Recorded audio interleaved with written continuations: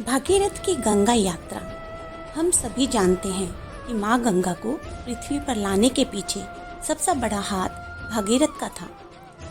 कई वर्षों की तपस्या और राजपाट से वनवास और जीवन भर बैरागी होने के संकल्प ने ही उन्हें इस कठोर काम में सफलता दिलाई।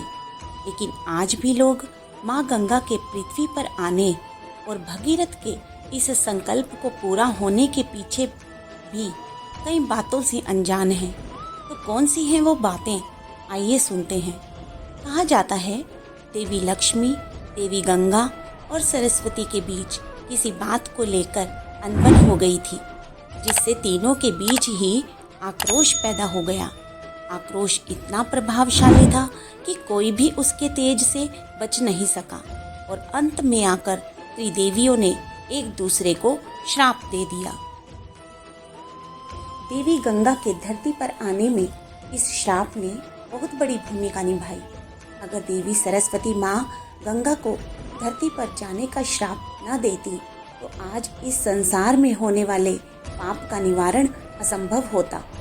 श्राप के प्रकोप के डर से माँ गंगा ब्रह्मा जी के कमंडल में जा बसी और ब्रह्मा जी से खुद के लिए संरक्षण मांगा, जिसके बाद ब्रह्मा जी ने माँ गंगा को उनकी सुरक्षा करने का वचन दिया। वहीं धरती लोक पर कुछ ऐसा घट रहा था जो देवी सरस्वती के श्राप को पूरा करने के और भी नजदीक ला रहा था। महाराज सगर बोले, मैं चाहता हूँ कि मेरे 60,000 पुत्रों के कौशल, बल, साहस, बुद्धि, विद्या और पराक्रम को जानने और उनमें से इस राज्य के सही उत्तराधिकारी के चुनाव के लिए अश्वमेघ यज्ञ की तैयारी की जाए। उन्होंने अपने पुत्र करमवीर को इस यज्ञ की तैयारी की जिम्मेदारी सौंपी। करमवीर बोला, जो आज्ञा पिताश्री। महाराज सगर अपने मंत्रियों और पुत्रों से बात कर ही रहे थे कि संसारिक मोह का त्याग और संन्यास धारण कर चुके उनके पुत्र असमंजस वहां अचानक पहुंच गए। उन्होंने अपने पिताजी से कहा, पिताजी, ऐसा कोई भी कदम मत उठाइए जिसके लेने के पश्चात आपको पश्चाताप हो जाए। पुत्र के मुंह से निकले हर एक शब्द राजा सगर के दिल को चीर गए। उन्हें समझ नहीं आया कि उनका पुत्र किस अनहोनी के बारे में बात कर रहा है। ये सुनकर सगर बहुत क्रोधित हुए और उन्होंने असमंजस को उसकी कड़वाहट भरी बातों पर बड़ी खरी खोटी सुनाई। साथ ही उन्होंने ये फैसला भी किया कि वो इस यज्ञ को शुरू करके ही रहेंगे। यज्ञ की तैयारियां शुरू कर दी गई, जिसके लिए एक बहुत ही सुंदर घोड़ा मंगवाया गया। अपने पुत्रों के साथ उस घोड़े को भेजकर राजा सगर ने यज्ञ प्रारंभ कर दिया। जहां जहां से घोड़ा गया वहां वहां सगर के पुत्रों ने अपनी विजय का झंडा फहराया। दूसरी तरफ जब ये समाचार इंद्र तक पहुंचा तो उसे अपना इंद्रासन खोने का डर सताने लगा, जिसके बाद उसने एक योजना बनाई। अगर इसी तरह सगर के पुत्र अपनी जीत हासिल करते रहे तो मेरे इंद्रासन को भी नुकसान पहुंचा सकते हैं। मुझे कुछ ऐसा बंदोबस्त करना होगा कि सांप भी मर जाए और लाठी भी ना टूटे। इंद्रासन खो जाने का डर इंद्र को इतना परेशान करने लगा कि उसने अपना सिंहासन बचाने के लिए एक कूटनीति का प्रयोग किया। इधर करमवीर अपने सैनिकों से कहता है, कल हम सकुशल अपने महल में पहुंच जाएंगे। आज रात हमारे अश्व की जिम्मेदारी आप दोनों की है। सैनिक बोले, आप हम पर भरोसा रखिए। सगर के पुत्र आराम करने चले गए और मौका पाकर इंद्र वहां आए और उन्होंने चोरी छुपे अश्वमेघ यज्ञ का घोड़ा चुरा लिया।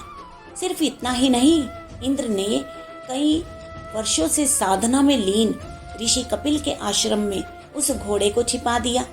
इंद्र को ये आभास था कि सगर के पुत्र कितनी भी कोशिश कर लें, लेकिन ये घोड़ा उन्हें नहीं मिलेगा और अगर मिल भी गया तो परिणाम बहुत ही भयानक होगा। अपनी चाल चलकर इंद्र वहां से चला गया। सुबह होते ही अश्व को खोने की बात आग की तरह सभी भाइयों में फैल गई, जिसके बाद सभी अश्व को खोजने लगे। सभी 60,000 भाई अलग अलग दिशा में जाकर घोड़े को खोजने लगे। बहुत कोशिशों के बाद अंत में भाइयों को पता चला कि घोड़ा ऋषि कपिल के आश्रम में है। बात की जड़ तक पहुंचे बिना ही सभी ने ऋषि कपिल को ही चोर समझ लिया और कुटिया में जाकर ऋषि कपिल को बुरा भला कहने लगे। ध्यान में मगन कपिल को जब शोर आता सुनाई दिया तो वो क्रोधित होकर उठे। कई वर्षों के ध्यान को चुटकी भर में भंग होता देख ऋषि आग बबूला हो गए। साथ ही अपने ऊपर लगे इल्जाम को लगता देख ऋषि कपिल के सब्र का बांध टूट गया और उन्होंने सभी भाइयों को अपने तेज से भस्म कर दिया। ऋषि कपिल के आश्रम में 60,000 भाइयों की राख पड़ी थी। उनके तेज ने 60,000 भाइयों को उनकी उद्दंडता के लिए मृत्यु दंड दे दिया था। जब महाराज सगर को पुत्रों की कोई सूचना नहीं मिली तो उन्होंने बात का पता लगाने के लिए अपनी दूसरी पत्नी के पुत्र असमंजस को बाकी भाइयों को खोजने भेजा। भाइयों का पता लगाते लगाते असमंजस ऋषि कपिल के आश्रम पहुँचे, जहाँ हर जगह राखों के ढेर को देख वे समझ गए कि यहाँ किसी तरह का अग्निकांड हुआ है।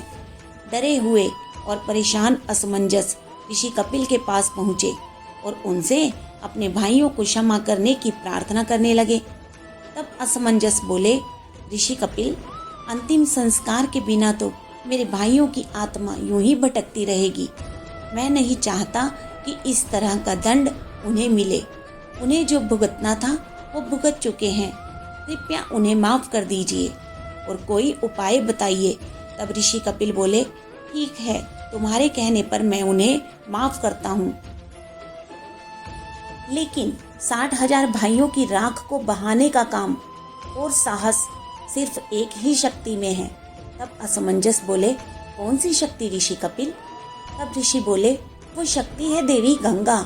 सिर्फ एक वही है जिसमें इतना साहस है, लेकिन उन्हें यहाँ धरती लोक पर लाना बहुत ही कठिन कार्य है। अभी देवी गंगा ब्रह्मलोक में ब्रह्मा जी के कमंडल में वास कर रही हैं। अगर वो यहाँ आ जाती हैं तो तुम्हारे भाइयों की आत्मा को शांति और मोक्ष की प्राप्ति होगी। 60,000 भाइयों की मृत्यु के बाद असमंजस दुख से भर चुके थे। उन्हें अब समझ नहीं आ रहा था कि वो कैसे अपने पिता को इसकी खबर दे। जैसे ही महाराज सगर को इस बारे में पता चला तो वो इस दुख को सहन नहीं कर पाए और नियति के अनुसार इस दुख से उनकी अकाल मृत्यु हो गई। महाराज सगर और उनके 60,000 पुत्रों की मृत्यु के पश्चात कैसे शुरू होगी पृथ्वी पर माँ गंगा की यात्रा? कैसे होगा पृथ्वी पर माँ गंगा का आगमन? क्या गंगा मान जाएगी ब्रह्मा के कमंडल से निकलने का प्रस्ताव और जीवन भर धरती लोक का निवास? इन सभी प्रश्नों के उत्तर हम सुनेंगे इस कहानी के अगले भाग में। आप सभी जरूर सुनना भगीरथ की गंगा यात्रा का भाग 2। तब तक के लिए जय श्री कृष्ण, जय श्री राधे।